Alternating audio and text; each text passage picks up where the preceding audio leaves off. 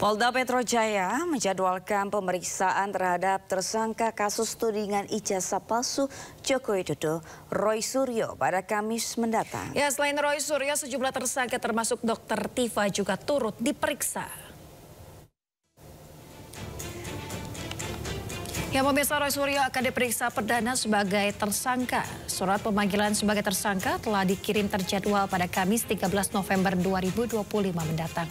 Sebelumnya 8 orang ditetapkan tersangka dalam kasus tudingan ijazah palsu Presiden ke-7 RI Joko Widodo. Dari ke-8 tersangka, kepolisian membagi menjadi 2 klaster. 5 orang berada di klaster pertama, sementara 3 orang berada di klaster kedua. Roy Suryo berada di klaster 2.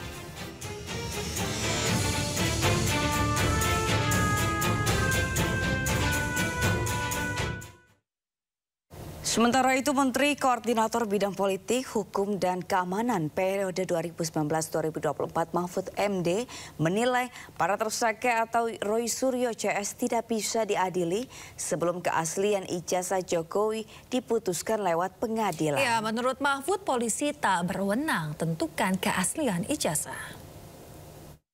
Roy Suryo itu sekarang jadi tersangka, kita tidak tahu persis kan? Itu karena apa sih?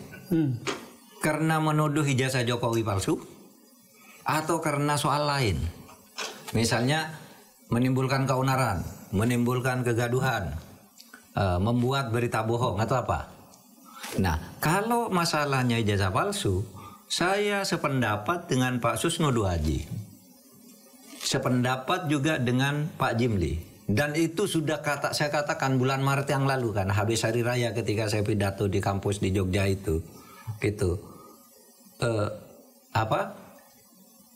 Kalau itu mau dibawa ke pengadilan, Roy Suryo itu ada 2. 1, pengadilan tuh harus membuktikan ijazah itu benar asli atau tidak, iya kan? Kalau nanti di pengadilan lalu tiba-tiba dinyatakan Roy Suryo bersalah, padahal masalah utamanya dia menuduh palsu, harus dibuktikan dulu, dan yang membuktikan ijazah itu palsu atau tidak bukan polisi, harus hakim yang memutuskan. Roy Suryo CS menggelar deklarasi perlawanan atas penetapan mereka sebagai tersangka. Ya, para tersangka menyerukan perlawanan terhadap ketidakadilan atas penetapan mereka sebagai tersangka. Ya, pemirsa, deklarasi ini digelar di Gedung Juang Jakarta Pusat sebagai bentuk perlawanan terhadap penetapan mereka sebagai tersangka. Roy Suryo menyampaikan ada ketidakadilan pada penegakan hukum yang dilakukan oleh Polda Metro Jaya. Ia menegaskan bahwa perjuangan belum selesai dan siap menjalani proses hukumnya. Ia menolak tuduhan yang mengatakan bahwa ia mengubah data ijazah Jokowi. Deklarasi ini sekaligus menjadi seruan terbuka untuk menuntut penegakan hukum yang adil, transparan, dan bebas dari tekanan politik.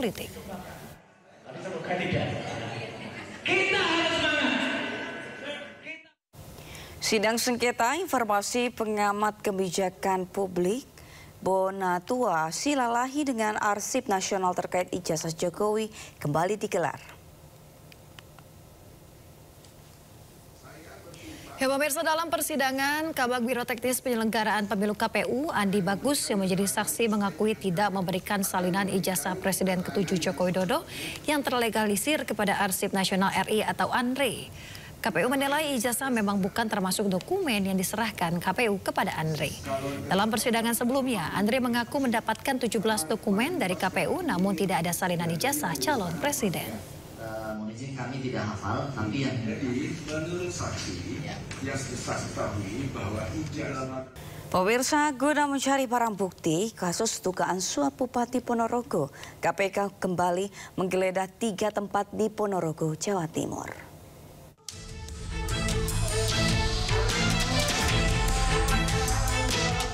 Setelah menetapkan tersangka dalam kasus dugaan suap mutasi pejabat di lingkungan Pemkab Ponorogo, KPK kembali bertandang ke Ponorogo untuk melakukan penggeledahan. Penggeledahan dilakukan untuk melengkapi barang bukti yang dibutuhkan KPK. 20 orang tim KPK menggeledah beberapa tempat seperti rumah dinas Bupati, ruang kerja Bupati, dan ruang sekretaris daerah. Untuk mengamankan lokasi penggeledahan, petugas Polres Ponorogo turut dilibatkan. Sebelumnya, KPK menetapkan 4 tersangka, yaitu Bupati Ponorogo Sugiri Sanjoko dan Sekda Agus Pramono sebagai penerima suap.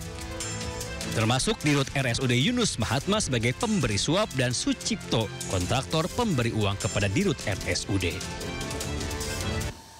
Pada bulan Februari 2025 dilakukan penyerahan uang pertama dari YUM kepada SUG melalui ajudannya sejumlah 400 juta rupiah. Kemudian pada periode April sampai dengan Agustus 2025, YUM juga melakukan penyerahan uang kepada AGP senilai 325 juta. Selanjutnya pada November 2025, YUM kembali menyerahkan uang senilai 500 juta melalui saudara NNK selaku kerabat SUG. KPK menaksir kerugian negara mencapai 151 miliar rupiah. Dari Ponorogo, Jawa Timur, Ahmad Subeki Ayus melaporkan. Kita beralih ke informasi lain pemirsa, sebanyak 17 terdakwa kembali dihadirkan dalam sidang kasus kematian Pradaluki Syafril Saputra Namo di Pengadilan Militer 315 Kupang, Nusa Tenggara Timur. Dalam sidang terungkap ada terdakwa yang menasihati korban, namun ada pula yang menganiayanya menggunakan selang.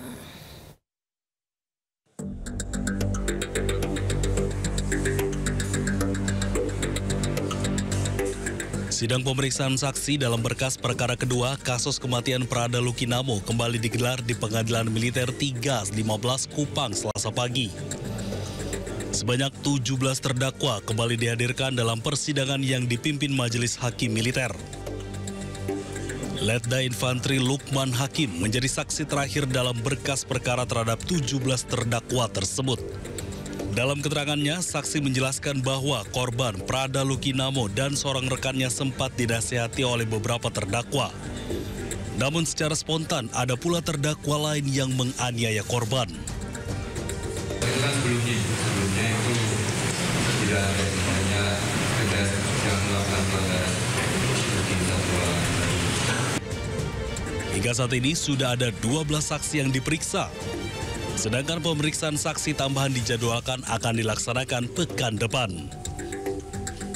Sampai dengan hari ini sudah diperiksa sebanyak 30 orang saksi. Jadi tinggal satu saksi lagi di dalam berkas yang belum diperiksa, yaitu atas nama Letda Infantri Rahmat, dan besok akan diperiksa.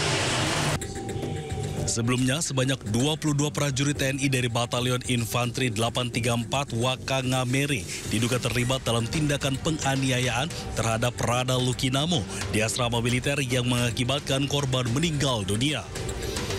Dari Kupang, Nusa Tenggara Timur, Eman Suni Ayus melaporkan.